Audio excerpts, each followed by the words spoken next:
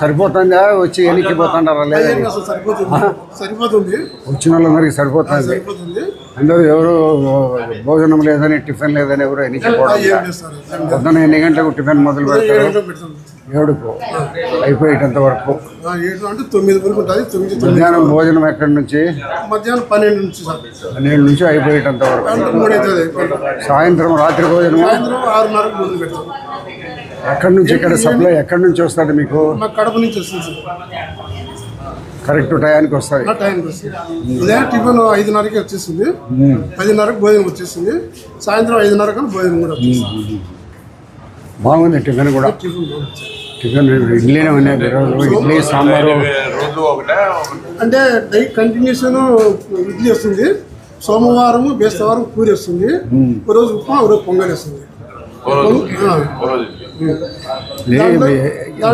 ఎందుకంటే ఏదో ఊరికి పెడతాన్నారు అనేది లేకుండా చాలా రుచికరంగా ఉంటుంది రసం ఉంటుందా రసం లేదు సార్ సాంబార్ వస్తుంది సాంబారు పప్పు వస్తుంది అన్నా క్యాంటీన్ మొదలు పెట్టిన తర్వాత మొట్టమొదటిసారిగా చూద్దామని ఇక్కడికి రావడం జరిగింది. ఇక్కడ నేను కూడా టిఫిన్ చేసినాను. మంచి టిఫిన్ చాలా రుచికరంగా ఉంది. రోజు ఉదయం పూట 650 మందికి టిఫిను, మధ్యాహ్నం భోజనం ఒక 600-650 మందికి, రాత్రి 200 మందికి భోజనము ప్రతిదినము ఏర్పాటు చేసి భోజనం పెట్టడం జరుగుతుంది.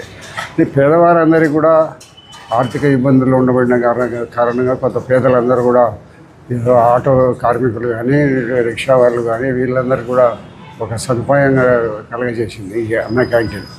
ఇంకొకటి కూడా అన్నా క్యాంటీన్ పొద్దుటూరులో ఏర్పాటు చేసిన దానికి త్వరలోనే సైట్ డిసైడ్ చేయమని చెప్పడం జరిగింది. ఆ స్థలాన్ని సెలెక్ట్ చేసిన తర్వాత ఇదే మాదిరిగా ఒకటి ఏర్పాటు చేసి అక్కడ కూడా క్యాంటీన్ వేయడం ఏర్పాటు జరిగిందండి. ద్వారా ఆంధ్రప్రదేశ్ మొత్తం చాలా చోట్ల 3-4 ఉండే సిటీలు కూడా ఉన్నాయి. ఇది కూడా రెండో క్యాంటీన్ మొదలుపెట్టి మన మైదుకూరు రోడ్లో ఆర్వేటి థియేటర్ దగ్గర పెట్టాలనేది ఆలోచన చేస్తున్నాను. మున్సిపల్ ఇంజనీర్లు వాళ్ళందరినీ తీసుకుని పోయి సైట్ డిసైడ్ చేసి మైదుకూరు రోడ్లో ఇంకా అక్కడ ఆర్వేటి థియేటర్ కానీ ఇంకా ఎక్కడన్నా కానీ ప్రభుత్వ స్థలం ఉంటే అక్కడ ఏర్పాటు చేసి అన్నా క్యాంటీన్ పేదల ఆకలి తీర్చేదానికోసం స్వర్గీయ ఎన్టీ రామారావు గారి పేరు అన్నా క్యాంటీన్ అనే ఏర్పాటు చేయడం జరిగింది. దీనివల్ల పేదలకు అందరికీ చాలా ఉపయోగకరంగా ఉంది. ఉపయోగకరం ఏదో పెడతాడం అనేదే కాకుండా రుచికరమైన భోజనం ఏర్పాటు చేస్తున్నారు.